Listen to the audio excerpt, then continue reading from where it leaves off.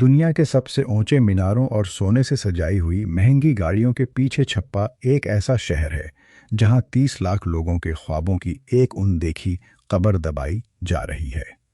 کیا آپ جانتے ہیں کہ متحدہ عرب امارات کی آبادی پر مشتمل ہے، لیکن ان کے بنیادی انسانی حقوق کی حالت انتہائی تشویشناک ہے؟ فروری 2026 میں جب جغرافیائی سیاسی تنازع شروع ہوا، وہاں انتہائی دولت مند لوگ مضبوط زیر زمین پناہ گاہوں میں محفوظ تھے، جبکہ دوسری طرف لاکھوں جنوبی ایشیائی اور مشرقی افریقی کارکن سومپور کے خستہ حال لوہے کے رہائشی مراکز میں گرتے ہوئے ملبے اور آگ کے درمیان پھنسے ہوئے تھے۔ یہ لوگ صرف قرض بھوک یا پاسپورٹ ضبط کیے جانے کی وجہ سے مشکلات کا شکار نہیں تھے، بلکہ انہیں غیر معقول سفری پابندیوں اور کفالت کے قانونی نظام کے جال میں بھی قید کر دیا گیا تھا۔ دبئی شیشے اور توپ خانے کی گولہ باری سے نہیں گرا، بلکہ اپنے ہی بنائے ہوئے نظام کے ظلم اندر سے کمزور ہوا۔ اگر آپ کو یقین نہیں آتا تو آئیے اس سنہری پردے کو ہٹائیں اور اس کڑوے سچ کو دیکھیں جسے دبئی ہمیشہ چھپانا چاہتا ہے۔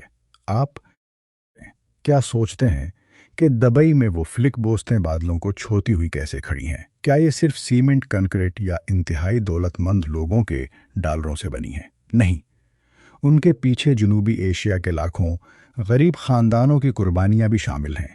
ایک کارکن کے اس پہلے ہی مشکل شہر میں قدم رکھتے ہی اس کے پاؤں میں قرض کی بیڑیاں ڈال دی جاتی ہیں۔ خلیجی خطے میں زند بدل دینے کے سنہری خواب ایک سخت معاشی حساب کتاب میں تبدیل ہو جاتے ہیں۔ دبئی کا ٹکٹا اصل حساب میں تبدیل جاتے ہیں۔ لوگوں کو نجی ایجنٹوں کو 1000 سے 3000 ڈالر تک دلالی فیس ادا کرنا پڑتی ہے۔ نیپال یا بنگلہ دیش کے ایک کسان کے لیے یہ بہت بڑی رقم ہے۔ وہ اپنی آخری زمین تک گروی رکھ دیتے ہیں اور سالانہ 50% تک سود پر غیر قانونی قرض لیتے ہیں۔ وہ قرض کا بوجھ اٹھائے پہنچنے کے بعد شروع ہوتی ہے۔ دبئی میں ایک تعمیراتی کارکن کی بنیادی تنخواہ 200 سے 400 ڈالر ماہانہ ہوتی ہے، اور 400 گھبہ ذرا حساب کریں۔ اس آمد وہ پہلے 12 سے 24 ماہ صرف گھر کے قرض کی قسطیں اور سود ادا کرنے کے لیے کام کرتے ہیں۔ 25 درجے سے بھی زیادہ شدید گرمی اور دھوپ میں 2 سال کی سخت محنت کے بعد بھی وہ بمشکل صفر پر واپس پہنچتے ہیں۔ لیکن کہانی یہاں ختم نہیں ہوتی۔ نام نہاد مثالی معاہدوں کے نام پر ایک اور بڑا دھوکہ سامنے آتا ہے۔ آبائی شہر میں جس معاہدے پر زیادہ تنخواہ کا وعدہ کر کے دستخط کروائے جاتے ہیں، دبئی پہنچتے ہی اسے نظر انداز کر دیا جاتا ہے۔ وہاں پہنچ کر انہیں نیا معاہدہ دستخط کرنے پر مجبور کیا جاتا ہے، جس میں ان کی تنخواہ 30 سے 50% تک کم کر دی جاتی ہے۔ یہ کھلا ظلم ہے۔ لیکن جب گھر میں بیٹھی ہوئی خاندان کی امیدیں قرض کے بوجھ تلے دب رہی ہوں تو یہ لوگ کیسے مقابلہ کریں؟ ان کے اپنے ممالک کا ترسیلی نظام بھی اسی استحصال سے متاثر ہوتا رہتا ہے۔ ہر سال آنے والی اربوں ڈالر کی ترسیلات اتنی اہم ہیں کہ کوئی بھی مجبور لوگوں کی طرف سے مضبوط آواز اٹھانے کی ہمت نہیں کرتا۔ نتیجہ یہ ہے کہ غیر ملکی کارکن متحدہ عرب امارات کی افرادی قوت کا بہت بڑا حصہ بن چکے ہیں، لیکن ان کی اجتماعی گفت و شنید کی طاقت تقریباً نہ ہونے کے برابر ہے۔ دبئی کے حیرت انگیز ترقیاتی ماڈل کا اصل فارمولہ افسوسناک ہے۔ قرض کے جال میں پھنسے سستے مزدوروں کو دور دراز ممالک سے لانا اور ان سے مسلسل کام لینا۔ جو لوگ شہر کی چمک کو چھو بھی نہیں پاتے، وہ جدید دور کی غلامی جیسے حالات میں پھنس جاتے ہیں۔ اگر ایک عمارت کا ماڈل لاکھوں لوگوں کی تھکن اور قربانی سے بنتا ہے تو کیا وہ حقیقی ترقی ہے؟ کیا آپ نے کبھی سوچا ہے کہ برج خلیفہ کی سب سے اوپر چمکتی ہوئی شیشے کی اصل قیمت صرف سرمایہ کاری سے ناپی جانی چاہیے، یا ان قرضوں سے بھی جو شاید کبھی پوری طرح ادا نہ ہوں؟ اپنی رائے تبصرے میں ضرور بتائیں، لیکن یاد رکھیں یہ مالی قرض کا جال صرف پہلی زنجیر ہے۔ ان کہ انسانی حقوق کا اصل امتحان اس بند دروازے کے پیچھے ہے جو اکثر ان کے آجر کے دفتر میں موجود ہوتا ہے۔ تصور کریں کہ آپ دبئی کے ہوائی اڈے سے باہر نکلے ہیں۔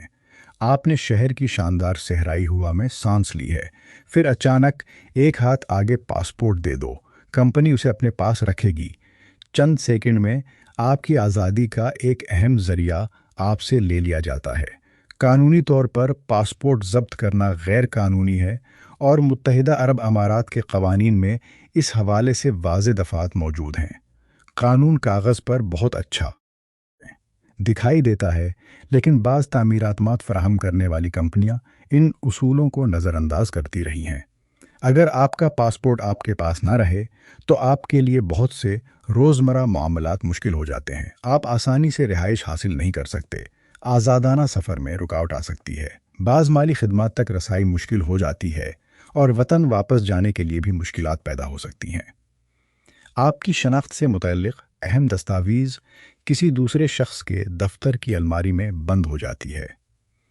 یہ صورتحال کسی بھی انسان کو شدید بے بسی کا احساس دلا سکتی ہے، لیکن یہ صرف ابتدائی نفسیاتی دباؤ ہے۔ اس نظام میں سب سے خوفناک ہتھیار دو الفاظ ہیں: فرار اور فرار کی رپورٹ۔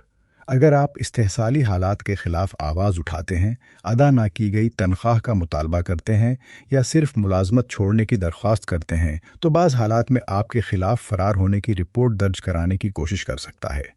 جدید انتظامی نظام میں چند اقدامات کے ذریعے ایک کارکن کی قانونی حیثیت کو شدید خطرہ لاحق ہو سکتا ہے۔ اس کے نتیجے میں ویزا، جرمانے، گرفتاری اور مستقبل میں ملک میں داخلے پر پابندی جیسے مسائل پیدا ہو سکتے ہیں۔ یہ صورتحال اتنی خوفناک ہو سکتی ہے کہ متاثرہ شخص اپنے حقوق کے لیے آواز اٹھانے سے بھی ڈرنے لگتا ہے۔ اگر کوئی کارکن انسانی وسائل اور اماراتی کاری کی وزارت میں شکایت درج کروانا چاہے تو اسے یہ خوف رہتا ہے کہ کہیں اس کے آجر کی رپورٹ پہلے اس کے خلاف کارروائی کا سبب نہ بن جائے۔ یہ خطرہ لاکھوں لوگوں کو خاموش رکھنے کی صلاحیت رکھتا ہے۔ وہ ایسے نظر نہ آنے والے سائے کی طرح کام کرتے ہیں جو ہر وقت اس خوف میں رہتے ہیں کہ کہیں پولیس انہیں گرفتار نہ کر لے۔ یہ ایسا انتظامی نظام بن جاتا ہے جس میں ایک نجی ادارے کی شکایت کسی شخص کی زندگی کو ایک ہی رات میں شدید مشکلات میں ڈال سکتی ہے۔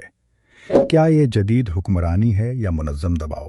جب کسی شخص کی شناخت اور آزادی سے متعلق اہم دستاویز کسی دوسرے کے ہاتھ میں ہو، کیا آزادی کے الفاظ اب بھی وہی معنی رکھتے ہیں؟ کیا ہم کسی ایسے شہر کو مکمل طور پر جدید کہہ سکتے ہیں جہاں دولت کی چمک کے پیچھے لاکھوں مزدور اپنے بنیادی حقوق کے لیے جدوجہد کر رہے ہوں؟ اس صورتحال کے بارے میں آپ کیا سوچتے ہیں؟ پاسپورٹ اور شہریت سے متعلق مشکلات کے ساتھ یہ نظر نہ آنے والے لوگ ان رہائشی علاقوں کی طرف دھکیل دیے جاتے ہیں جو دبئی کے شاندار سیاحتی نقشے سے تقریباً غائب ہیں۔ کیا آپ نے کبھی سوچا ہے کہ دبئی کے خواب کو حقیقت بنانے والے لوگ دوپہر کے بعد کہاں جاتے ہیں؟ وہ دبئی مال میں سیر کرنے نہیں جاتے، انہیں بند بسوں میں بھر کر سومپور یا القوز جیسے ازدو رہائشی علاقوں کی طرف لے جایا جاتا ہے۔ یہ جگہیں عام سیاحتی نقشوں میں نمایاں نہیں ہوتے۔ اگر مرکزی دبئی دولت کی نمائش ہے تو یہ مزدور کیمپ اس چمک کے پیچھے چھپی ہوئی حقیقت ہیں۔ انہیں رہائشی عمارتیں کہنا بھی بعض اوقات بہت نرم الفاظ محسوس ہوتے ہیں۔ بعض کیمپوں میں دھات سے بنے عارضی کمرے اور محدود جگہیں ہوتی ہیں جہاں شدید گرمی کے دوران رہنا انتہائی مشکل ہو جاتا ہے۔ ان چھوٹے کمروں میں 8 سے 12 افراد تک ایک ساتھ رہنے کی اطلاعات سامنے آتی رہی ہیں۔ زنگ آلود لوہے کے 2 منزلہ بستروں پر لوگوں کو سونا پڑتا ہے۔ بعض جگہوں پر ہوا کو ٹھنڈا کرنے کا نظام مسلسل خراب رہتا ہے یا بجلی کے اخراجات کم کرنے کے لیے اسے محدود کیا جاتا ہے۔ بہت سے افراد کو مشترکہ بیت الخلاء استعمال کرنا پڑتے ہیں، جبکہ صفائی اور پینے کے صاف پانی کی سہولت ہمیشہ مثالی نہیں ہوتی۔ اس سے بھی بڑھ کر یہ کہ بعض کیمپ شہر کے مرکزی علاقوں اور عوامی نقل و حمل سے بہت دور واقع ہوتے ہیں۔ یہ مکمل سماجی تنہائی کی شکل اختیار کر سکتی ہے، اور اس کے پیچھے موجود مزدوروں کی زندگی کے درمیان ایک بہت بڑی دیوار کھڑی کر دی گئی ہو۔ جب مالی بحران یا جنگ جیسے حالات پیدا ہوتے ہیں تو ان مزدوروں کی مشکلات مزید بڑھ جاتی ہیں۔ کھانے کے اجتماعی انتظامات متاثر ہوتے ہیں اور مزدور سستے یا محدود کھانے پر گزارا کرنے پر مجبور ہو سکتے ہیں۔ اس تضاد پر غور کریں جب مرکزی دبئی کی بلند عمارتیں مضبوط کنکریٹ سے محفوظ کی جاتی ہیں، اسی وقت مزدور علاقوں میں لاکھوں لوگ محدود حفاظتی سہولیات والے عارضی کمروں میں زندگی گزار رہے ہوتے ہیں۔ زیادہ گنجان رہائش ان کی جسمانی حالت کو دن بہ دن متاثر کر سکتی ہے، جبکہ طبی سہولیات تک محدود رسائی صورتحال کو مزید مشکل بنا دیتی ہے۔ ان کے ساتھ بعض اوقات ایسے سلوک کا تاثر ملتا ہے جیسے انہیں صرف کام کے لیے لایا گیا ہو۔ کام ختم ہونے کے بعد انہیں رہائشی کیمپ میں واپس پہنچا دیا جاتا ہے اور اگلی صبح دوبارہ کام پر بھیج دیا جاتا ہے۔ کیا آپ نے کبھی کسی فلک بوس عمارت کے سامنے کھڑے ہو کر سوچا ہے کہ ان چمکتے ہوئے شیشوں کے پیچھے کتنی تنگ اور مشکل زندگیاں چھپی ہوئی ہیں؟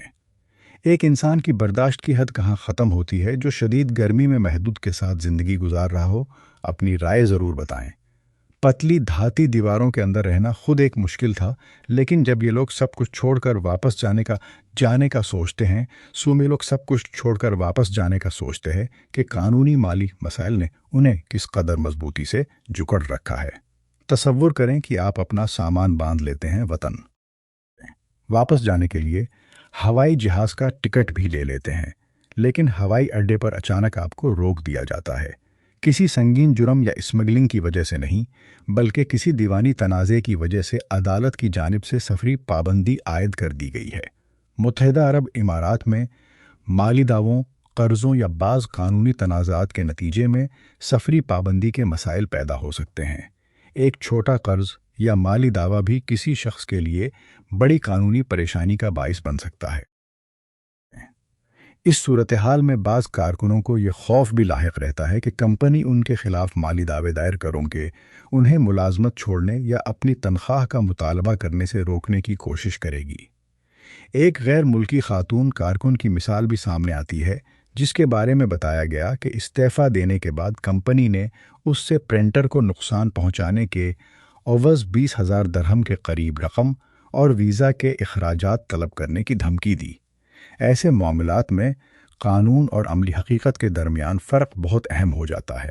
قوانین کے مطابق بھرتی اور ویزا سے متعلق کئی اخراجات آجر کی ذمہ داری ہوتے ہیں، لیکن جب سامنے ایسا کارکن ہو جو قانون سے پوری طرح واقف نہ ہو تو قانونی دھمکیاں اس کے لیے ایک مضبوط دباؤ بن سکتی ہیں۔ طبقاتی عدم مساوات یہاں واضح دکھائی دے سکتی ہے۔ بڑی کمپنیوں کے اعلیٰ عہدوں پر کام کرنے والے افراد کے لیے معاملات حل کرنے کے کئی راستے موجود ہوتے ہیں، جبکہ کم اجرت والے کارکن قانونی پیچیدگیوں، قرضوں اور محدود وسائل کے درمیان پھنس سکتے ہیں۔ ایک دیوانی مقدمہ کئی ماہ یا کبھی کبھی اس سے بھی زیادہ عرصہ جاری رہ سکتا ہے۔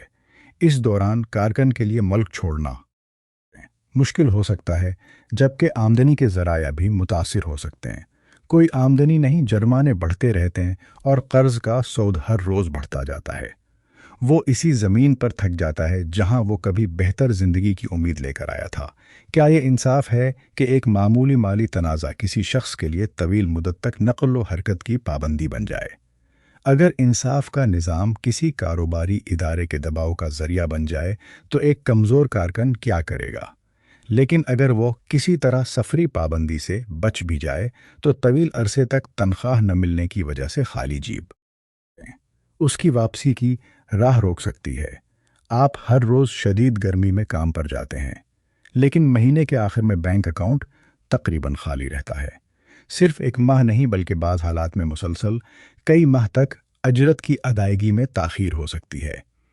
یہ صرف ایک یا دو الگ اوقات میں سامنے آتی رہی ہیں۔ 2020 کے 2 ارب اوقات میں سامنے آتی رہی ہیں، جب تیل کی قیمتوں میں کمی اور وبا نے دنیا بھر میں کاروبار کو متاثر کیا اور بہت سے تارک وطن کارکن شدید مالی مشکلات میں پھنس گئے۔ کم اجرت والے کارکنوں کی محنت سے حاصل ہونے والی رقم بعض کمپنیوں کے لیے کاروباری نقدی کے انتظام کا ذریعہ بن سکتی ہے۔ اس سے بھی زیادہ تکلیف دہ مسئلہ اختتامی واجبات کی ادائیگی میں تاخیر ہے۔ قانون کے مطابق طویل عرصے تک کام کرنے والے کارکن کے لیے اختتامی مراعات اس کی آخری مالی سہارا ہوتی ہیں، جنہیں وہ گھر واپس جاتے ہیں وقت اپنے خاندان کے لیے استعمال کر سکتا ہے۔ لیکن اگر تنخواہی انتخاب کے سامنے کھڑا ہو جاتا ہے تو کارکن ایک مشکل انتخاب کے سامنے کھڑا ہو جاتا ہے۔ اگر وہ نوکری چھوڑ کر گھر کے حصول کے لیے طویل قانونی جنگ لڑنا پڑ سکتی ہے، اور اگر رقم چاہیے تو اسے اسی جگہ رہ کر کام جاری رکھنا پڑ سکتا ہے۔ مسئلہ اس وقت مزید سنگین ہو جاتا ہے جب تنخواہ میں تاخیر کے ساتھ طبی سہولیات یا بیمہ بھی متاثر ہو۔ ایسے کارکن جنہیں مسلسل علاج یا ادویات کی ضرورت ہو، ان کے لیے صورتحال انتہائی خطرناک بن سکتی ہے۔ جو صحت مند افراد کبھی دولت مند لوگوں کے لیے شاندار عمارتیں تعمیر کرتے تھے، وہ بعض اوقات اپنی بنیادی ضروریات پوری کرنے کے لیے امدادی کھانے کی قطاروں میں کھڑے ہونے پر مجبور ہو جاتے ہیں۔ اگرچہ وزارت انسانی وسائل اور اماراتی کاری کے شکایات کے حل کے لیے باقاعدہ طریقہ کار موجود ہے، لیکن عملی طور پر شکایات کے حل میں تاخیر بھی ہو سکتی ہے۔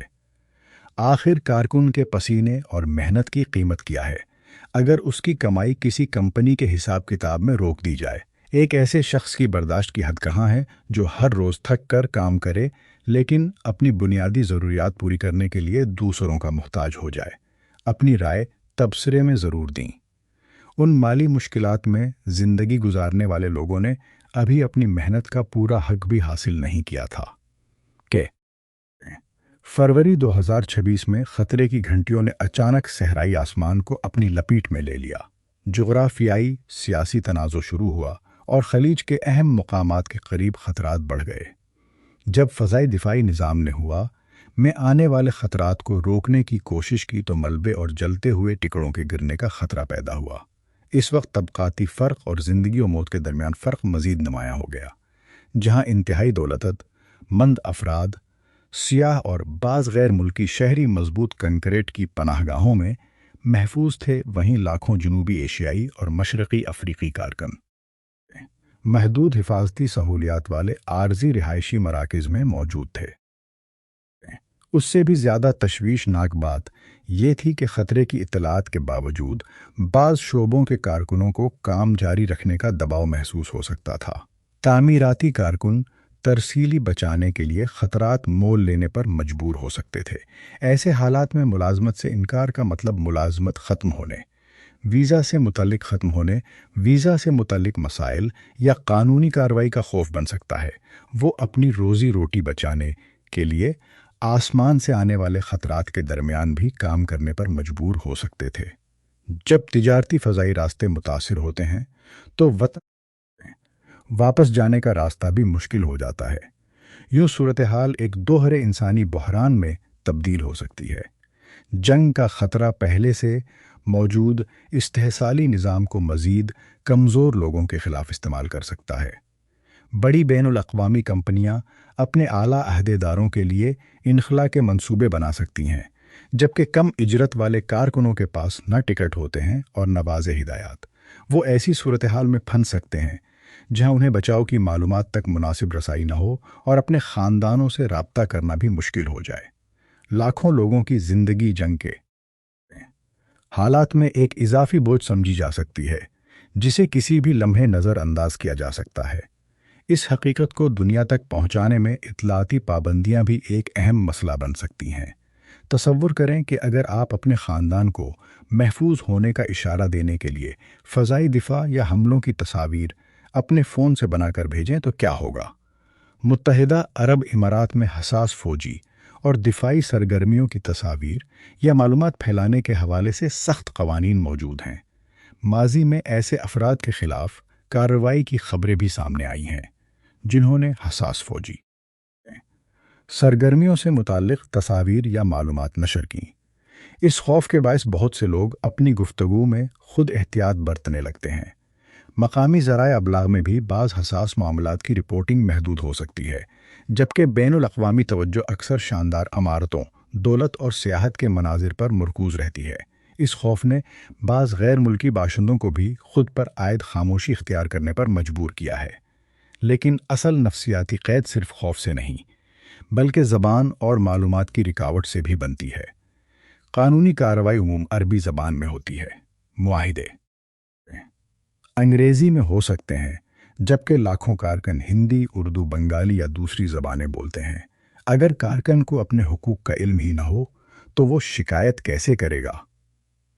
بعض کارکنوں کو اپنے سرکاری ملازمت کے معاہدے کی مکمل معلومات تک پیچیدہ بنا دیتی ہیں، اور کارکنوں میں یہ خوف پیدا ہو سکتا ہے کہ پولیس سے رابطہ کرنے پر انہیں خود گرفتار کر لیا جائے گا۔ وکیل کی فیس ادا کرنا بھی کم اجرت والے کارکن کے لیے مشکل ہو سکتی ہے۔ زبان، پیسہ، قانونی معلومات اور رسائی کی کمی مل کر ایک ایسی غیر نظر آنے والی زنجیر بن جاتی ہے جو کسی بھی مزاحمت کی طاقت کو کم کر دیتی ہے۔ جب اپنی حفاظت کے بارے میں بات کرنا بھی خوف کا سبب بن جائے تو خاموشی سے فائدہ کس کو ہوتا ہے؟ آپ مدد کی فریاد کیسے کریں گے جب سامنے والا آپ کی زبان نہ سمجھتا ہو اور آپ کا فون بھی آپ کے لیے خطرہ بن جائے؟ دبئی میں یہ زبردستی کی خاموشی صرف انفرادی مدد کی پکار کو نہیں دبا رہی، بلکہ ایک بڑے مالی اثر کو بھی چھپا سکتی ہے، جس کی لہریں ہزاروں کلومیٹر دور لاکھوں خاندانوں تک پہنچتی ہیں۔ کیا آپ سمجھتے ہیں کہ دبئی کی دراڑیں صرف ان عمارتوں میں ہیں جو کسی تنازع کے دوران نقصان کا شکار ہوں؟ سب سے خطرناک دراڑ شاید ان خاندانوں تک پہنچ رہی ہے جو اپنی روزمرہ زندگی کے لیے بیرون ملک سے آنے والی رقم پر انحصار کرتے ہیں۔ متحدہ عرب امارات دنیا کے اہم ترسیلاتی مراکز میں شامل ہے، جہاں سے ہر سال اربوں ڈالر بھارت، بنگلہ دیش، پاکستان، نیپال، فلپائن اور دیگر ممالک کی طرف منتقل ہوتے ہیں۔ یہ رقم کروڑوں خاندانوں کے لیے زندگی کی بنیادی ضرورت بن چکی ہے۔ جب متحدہ عرب امارات میں لاکھوں کارکن بے روزگار یا مالی مشکلات میں پھنس جاتے ہیں تو ان کے گھروں تک پہنچنے والی رقم بھی متاثر ہوتی ہے۔ بھارت کی بعض ریاستوں، بنگلہ دیش کے دیہی علاقوں، پاکستان کے خاندانوں اور نیپال کے دور دراز علاقوں میں بیرون ملک سے آنے والی رقم گھریلو معیشت کا اہم سہارا ہوتی ہے۔ اگر یہ رقم اچانک رک جائے تو خاندانوں کو خوراک، تعلیم، رہائش اور قرضوں کی ادائیگی کے مسائل کا سامنا کرنا پڑ سکتا ہے۔ دبئی جیسے مشکل حالات میں تنخواہ کے بغیر پھنسے رہتے ہیں، جبکہ ان کے گھروں میں لیے گئے قرضوں پر سود بڑھتا رہتا ہے۔ یہ ایک دوہرا قرض کا بحران بن سکتا ہے۔ بیرون ملک کارکن بھیجنے والے ممالک کی حکومتوں کے لیے بھی صورتحال آسان نہیں ہوتی۔ وہ متحدہ عرب امارات پر سخت دباؤ ڈالنے سے اس خوف میں مبتلا ہو سکتی ہیں کہ کہیں ان کے روزگار کے مواقع اور قیمتی غیر ملکی زرعی مبادلہ کے ذرائع متاثر نہ ہو جائیں۔ متحدہ عرب امارات کے قوانین کاغذ پر مضبوط دکھائی دیتے ہیں، لیکن اصل سوال ان قوانین کے مؤثر نفاذ کا ہے۔ یہ صورتحال ایک سخت حقیقت کی طرف اشارہ کرتی ہے۔ صحرائی دولت کی یہ شاندار تصویر ایسے معاشی ڈھانچے پر کھڑی ہو سکتی ہے جس میں سب سے کمزور طبقہ سب سے زیادہ خطرہ برداشت کرتا ہے۔ ان لاکھوں لوگوں کی حفاظت کے لیے عالمی برادری کو سفارتی سطح پر زیادہ مضبوط کردار ادا کرنا چاہیے۔ غیر معقول سفری پابندیوں کے استعمال کو محدود کیا جانا چاہیے اور ایسا اصول مؤثر ہونا چاہیے جس کے تحت کارکنوں کی بھرتی اور ویزا سے متعلق اخراجات بنیادی طور پر آجر کی ذمہ داری ہوں۔ اس طرح قرض کے جال کو اس کے آغاز ہی میں روکنے میں مدد مل سکتی ہے۔ دبئی کا بحران صرف ایک جغرافیائی سیاسی واقعہ نہیں، بلکہ انصاف، محنت اور انسانی وقار سے متعلق ایک بڑا سوال بھی بن سکتا ہے۔ جب ایک صحرائی شہر کی دولت لاکھوں لوگوں کی محدود آزادی اور قربانی کے ساتھ جڑی ہو تو کیا ہم اسے مکمل اور پائیدار ترقی کہہ سکتے ہیں؟ ہم نے مل کر اس سنہری خواب کی 8 تہوں کا سفر کیا ہے۔ آبائی علاقوں میں خاموشی سے شروع ہونے والے بھرتی کے قرض کے جال سے لے کر پاسپورٹ ضبط کیے جانے کی زنجیر تک، صحرائی گرمی میں تنگ رہائشی کمروں سے لے کر جنگ کے دوران بے بسی تک، دبئی جو جدیدیت، ترقی اور دولت کی علامت سمجھا جاتا ہے، اس کے پیچھے موجود ایک گہرا تضاد بھی سامنے آتا ہے۔ یہ صرف جنوبی ایشیائی یا مشرقی افریقی کارکنوں کی کہانی نہیں، یہ ہم سب کے لیے ایک انتباہ ہے کہ شاندار صحرائی شہروں کے پیچھے چھپی انسانی قیمت کو بھی دیکھا جائے۔ جب معاشی ترقی کی قیمت انسانی زندگی اور انسانی وقار سے زیادہ اہم سمجھی جانے لگے تو اس ترقی کی بنیاد کتنی مضبوط رہ جاتی ہے۔ اگر آپ کو یہ تجزیہ اور تحقیق پر مبنی معلومات قیمتی لگتی ہیں تو اس ویڈیو کو پسند کریں اور دوسروں تک پہنچائیں۔ ہمارے چینل کو ضرور سبسکرائب کریں تاکہ عالمی جغرافیائی، سیاسی، معاشی اور سماجی معاملات کے اگلے تفصیلی تجزیے سے آپ محروم نہ رہیں۔ یاد رکھیں کہ اس ویڈیو کا مواد انسانی حقوق سے متعلق تحقیقاتی رپورٹس، عوامی طور پر دستیاب قانونی دستاویزات، معاشی تجزیوں اور بین الاقوامی کارکن برادری کے تجربات پر مبنی ہے۔ اس ویڈیو کا مقصد صرف معلومات، پالیسی کے تجزیے، تعلیمی مقاصد اور عوامی بحث کو فروغ دینا ہے۔ اس کا مقصد کسی فرد یا ادارے کو نشانہ بنانا یا نفرت پھیلانا نہیں۔ تمام پیش گوئیوں اور جغرافیائی سیاسی تجزیوں کو دستیاب معلومات کی بنیاد پر مواد تیار کرنے والی ٹیم کی رائے سمجھا جائے۔